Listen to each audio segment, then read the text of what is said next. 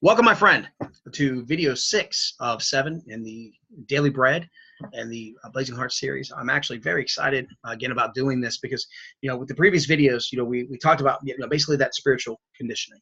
We're talking about, positioning yourself where you're really able to tap into those gifts and that clarity and everything else that you need in order to, endure, what it takes in order to fulfill your purpose and really tap into all the resources and all the gifts that are inherently part of you. But now, we get to talk about, the application of it. It's one thing to basically set yourself up and have the right tools. It's another thing to implement these tools. And really, when it comes to the Daily Bread, the second sheet of this PDF, that's what this is about. That's about how do we put this into practice, how we actually gain from doing this.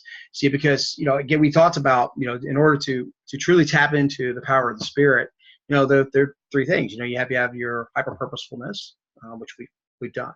But then we also have our hyper-clarity, and we have our hyper-intentionality.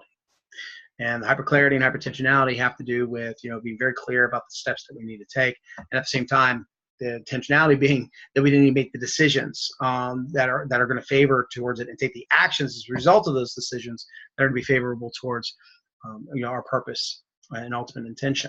So, when we look at this sheet, it's interesting. I'm going to, you'll see at the top there, there are two sections that kind of look like schedules, or look like itemized schedules. I'm actually going to go over that in the 7th video. The reason being is that you have to have an understanding of how to fill this sheet out before you really truly have an understanding of how to use those two parts of this tool. So first thing we're going to do is we're going to drop down to the Prosperous 7. Now the Prosperous 7 is, again, we talk about that hyper-intentionality, talk about that hyper-clarity and everything else.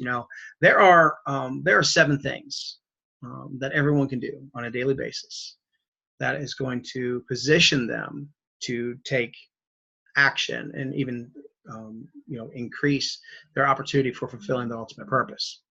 And so when we get to our Prosperous 7 in this first section here, all we're doing is we're identifying with 1 or 2 words. If you have to use 3, use 3. But just with a couple words, what it is that we need to do in order to advance our purpose.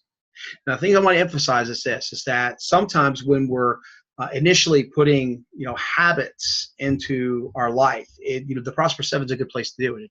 If you have some health goals, you have some professional goals, you have some education goals, whatever it is, and there are habits that are in your life that are going to support the facilitation of your purpose, then I would say that's something to put there. But over time, the common things you do every day shouldn't be there.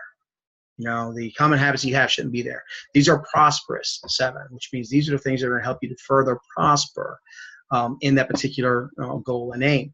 And with that in mind, I will say that things that do not qualify if they do not support steps towards your purpose. I've had people in the past, they'll pick up Johnny, or do the laundry or whatever else. And I would say this: well, unless you're not used to picking up Johnny, and this is a part of maybe you being a better parent or a better helper, or if you're not used to doing laundry, and this is a goal as far as what you want to do in order to support yourself and support your household, those things don't qualify for this. We're looking for things that qualify as prospering in that specific area.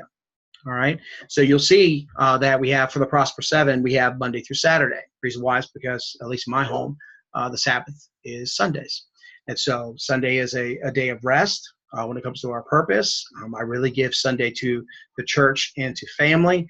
And so I don't want to obligate anyone, especially my clients, to say that you have to do something on a Sunday. Now, I realize the Sabbath may be on different days for some people. Some people go to Saturday night service or whatever else. And so I'm going to say that, the dates or the days matter, but, it's not so rigid that, you can't exchange a Saturday for a Sunday or vice versa. Because, there always should be a day of rest. Okay, so I want to make sure we're clear on that. There should always be a day of rest, but we have to realize that people have different lives. They have different, applications of what they do, and that if as long as that day of rest is in there, it qualifies. It's fine. All right. So then we look at our lessons learned, which is, if you go down, you'll see lessons learned.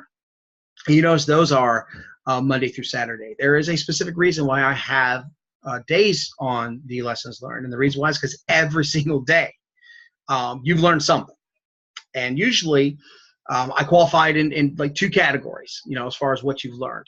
In one category, you have learned something that you probably aren't supposed to do, right? And so, an actions happen, maybe you forgot something, maybe somebody else brought something to your attention, whatever it is, you learned a lesson that day to say, okay, this is something that I need to understand and know moving forward, so it doesn't inhibit me or it doesn't slow me down from actually fulfilling my purpose. Right? But there's also a second lessons learned, which I wish more people would do. So I mean, it's something I emphasize with my clients, but it's great to be able to emphasize it here too.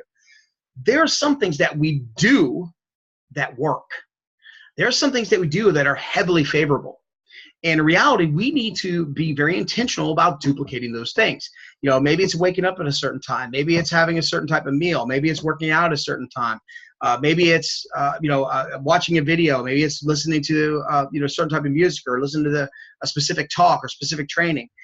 Maybe it's about setting up our desk. Maybe it's about the previous day, setting up our desk. Whatever it is, there's some things that we do that actually position us to more efficiently, so we're able to do something. And so when it comes to your lessons learned, we've got to incorporate both. What are the things that you need to avoid in the future, or things you need to learn from the future, but at the same time, what are the things that we want to duplicate, right?